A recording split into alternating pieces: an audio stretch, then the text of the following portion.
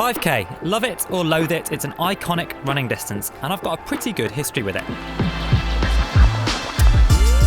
So before you ask, no, I'm not here to show off. I'm here to give you inside access into what an elite level 5K training program might look like, and one specific session in particular, which hopefully I can show you and also tell you how you could incorporate that into your training to run a faster 5K. So let me introduce you to what I'm going to call, or rather what the production team wanted me to call, the Andy, because it's really pretentious and I talk about myself in the third person.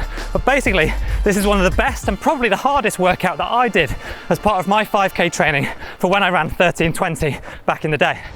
Let me explain.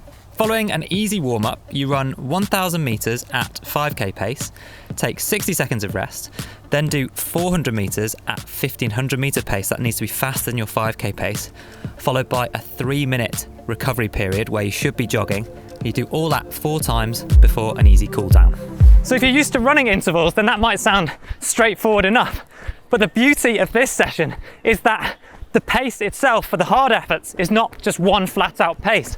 You need to dial between different intensities for 5K and 1,500 meter pace to give you more paces in your armory that will help you ultimately run that faster 5K.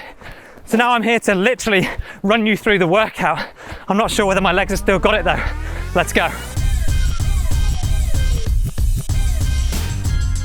A quick disclaimer, I'm not in 13:20 shape, in fact, nowhere near it, so please go easy on me. So here we are on the warm-up. Nothing particularly elite about this, just a gentle few kilometers to get the body warm, the legs moving, and the heart rate up from resting.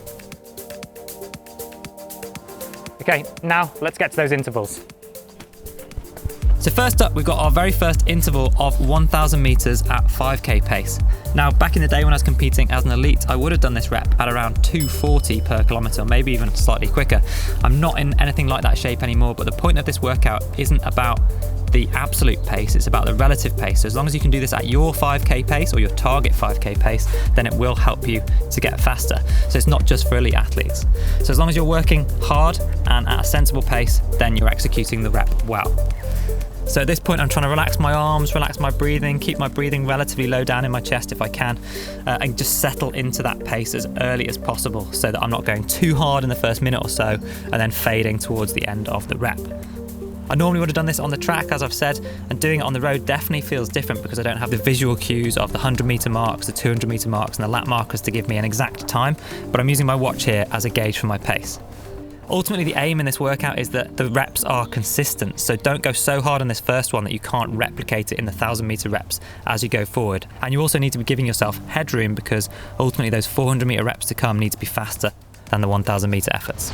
Okay, now the best bit of the Andy, the 60 seconds recovery, which is brutal, probably the shortest recovery you'll ever have in your life. So really slow. We go again. 400 meters this time, and that's at 1,500 meter pace. So note the change. It's really important that you can step up your pace here from those 1,000 meter efforts.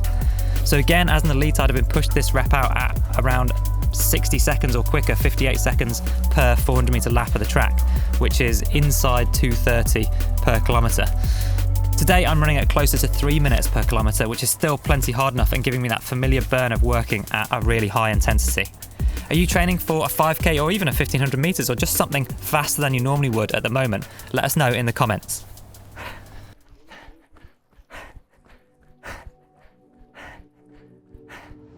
Okay, so the key is to keep moving if you can on these recoveries. And now, having completed one set, it's 3 minutes, which will also go really quickly before we do it all again. 3 more times, so 4 sets in total. So I shouldn't be too fatigued at this point. Basically just trying to keep good running form. So I'm trying to stay nice and tall, keep my hips high, and keep nice, quick foot contacts directly underneath my hips. These second and third interval sets are the toughest mentally because you know you've got to get through all 4 of them. The 4th one will take care of itself though, so don't worry about that one because it's your last one. This is where you just need to focus on being consistent, keeping the pace nice and steady, and not going over your red line.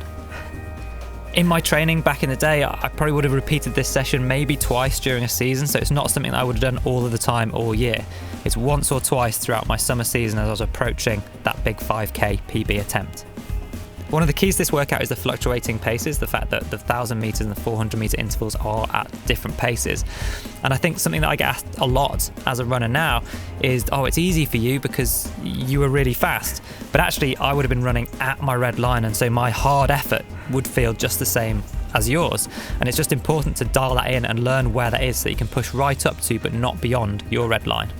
Interestingly, I actually enjoyed the 5K. It's a totally different kind of pain to the 1,500 meters. I really enjoyed running the 5K because for me, it wasn't my race distance and that took the pressure off. So that could be something that you choose to take into your racing. If you're not used to running a 5K or a 10K or whatever distance it is you're trying to run a PB in, then take the pressure off yourself because there's no expectations and just enjoy it and soak it up.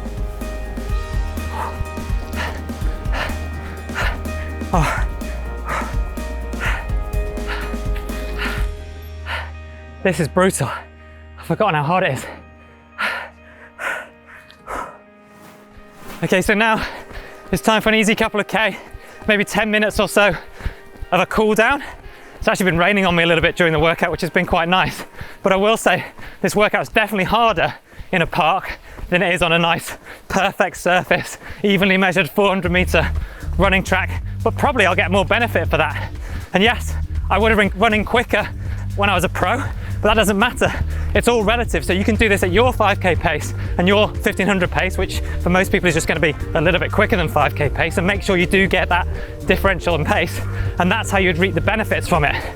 Ultimately, from a science perspective, what you're doing here is higher intensity training with very short recovery, which conditions your body to improve from a cardiovascular perspective, and it will increase your VO2 max as well. So that's what we're aiming to do here.